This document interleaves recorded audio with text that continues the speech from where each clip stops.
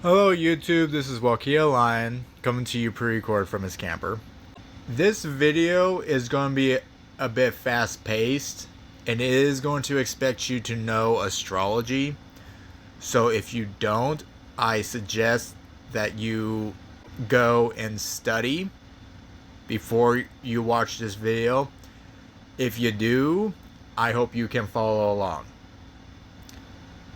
So, ending off the last video with how Chaldean schooling's rationals and structuring is on a macro level. This video will dive into the micro level concepts and how it would function on a day-to-day basis. The inspiration comes directly from the 12 horoscopic houses, with the 12 zodiac signs that are associated with those houses. The 7 plus 3 plus 1 lords will further refine and direct the focus of the training in each house that they rule, along with the age stage that a person is currently in. That stage being defined by the concept of the id, childhood, ego, puberty, superego, adulthood, this all leading to grand adulthood, or what should be ego mastery. Each stage is governed by the Saturn return as discussed in the previous video, along with the house wheel and how it is structured. I'll start with the first 4 houses, which represents childhood leading into puberty. These 4 houses are housed within the signs Aries, the first, Taurus, the second, Gemini, the third, and Cancer, the fourth. These signs are ruled by Mars, Venus, Mercury, and the Moon. The first house deals with the physical body and the self, honing in on one's predatory instinct in terms of focus, discipline, and aggression. It's about goal achieving and becoming in tune with the world around you and your physical body. Physical exercise is the means by which to understand this and to start exploring it. So, what I would do is start the morning off with exercising and waking up early to get a head start on the day, much like farmers and ranchers do.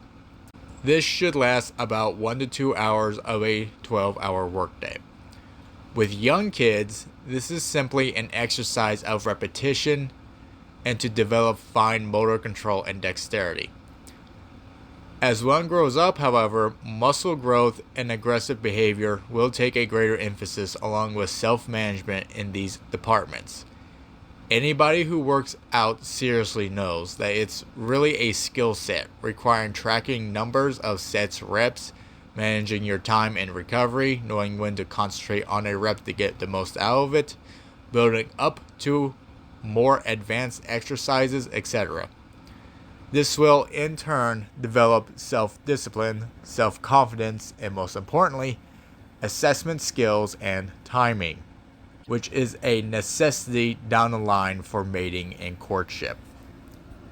The second house deals with one's finances, resource accumulation, childhood physical stability, and self-worth. This house deals with the prey instinct and how to become civilized, understand etiquette and presentation, and to develop financially oriented skills that manages and accumulates resources. It also puts emphasis on the slow and steady mindset that correlates with civility and wealth building over the fast and furious mindset of Mars. This is all about repetition and planning over the long period. This would probably take up 4 to 7 hours of the day. First starting off with a good meal after the workout, the kids would then go and do chores. While doing this, it would be best to promote adaptation and development on the fly, emphasizing efficiency and exploration over milking, if you will, as it directly correlates with Saturn in Chaldean economics and Jupiter in Chaldean education.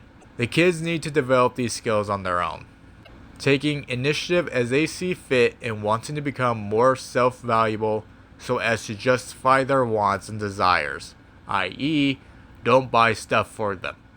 Instead, Pay them based on what money's value is at the time and judge what their actual price is in relation to it. And Chaldeanism, this is based on metal pricing, so I would start with copper troy ounces because I'm an American, or off of whatever Chaldeanism comes up with. Pay them, teach them to manage their money, and most importantly, to understand their own value in relation to money.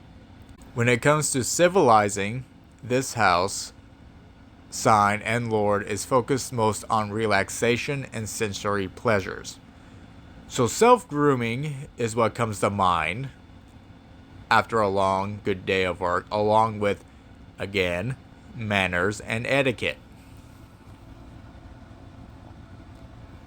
The third house represents one's immediate community. Aunts, uncles, cousins, siblings, grandparents, mother, father, and the like.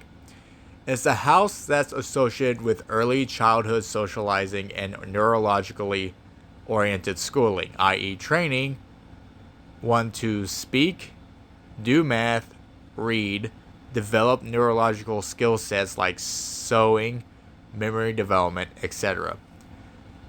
This house focuses on the lingual and fine motor control of the kids, the classic form of studies, in other words. This would be at the end of the day, leading up to 6 p.m. after grooming. The kids would simply go and focus on their studies of reading and mathematics, developing the skills that would interweave into the other houses. This would be the beginning of their lifelong journey of developing their what they know and who they know abilities, learning how to become more literate and interested in the world beyond themselves. The emphasis really is on language of all kinds.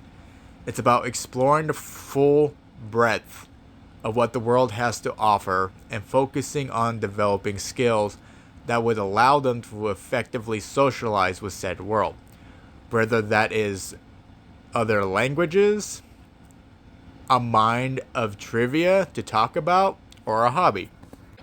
The fourth house is the home, founded in the sign of Cancer and ruled by the moon. This is the house that represents rest and creature comforts. After a long day of work, nothing quite settles down to stresses like a warm, heartfelt meal with simple pleasures like games and cookies. Any teaching that is done after this is more passive than active. The point being on emotional communication and connectedness, enjoying each other's time together, or separating and having each other's time away from each other. Either way, this is where I would highly encourage eating at a table or over a nice movie instead of just closing off from each other. This is also where example is given the biggest emphasis and why it's so important to have a good relationship with your spouse. What you all do during this period will affect the children more profoundly than anything else during the day, and in particular, this is where they learn what mommy and daddy actually means. This is where they also learn who mommy and daddy are as people. So, don't suck, will you? Wash your dishes after you eat. Hug your kids and kiss your lover and tell them you love them. Alright? Or don't. And let them know why. This is the time where it's all about being emotionally vulnerable and available. Again, the moon has phases and so do we. Don't be afraid of that and let your kids know that that is nothing to be ashamed of. However you go about it, always do it for them. These four houses, their respective lords, and the zodiac signs associated with them form the foundation of an individual person. If these four are not respected, then it creates severe warping in the rest of the education system going forward. So these are the most important houses to get right. This is all developed over a time period of 12 years. Puberty being an obvious choice, along with it being the halfway mark of a person's Saturn return. The next video will go over what the next 18 years will consist of, going from the 5th to the 8th, and what they will possibly look like on a more adult level. Until then, thank you, dear listener. If you like the video of my writing, I suggest checking out my library on Facebook through Google Cloud. My book, Warren, is a set of stories placed in the world of Warren and heavily influenced by many different ideas and beliefs that I hold in both high regard and close to my heart. Again, thank you for your time, and I look forward to lecturing you again in the next video. Bye.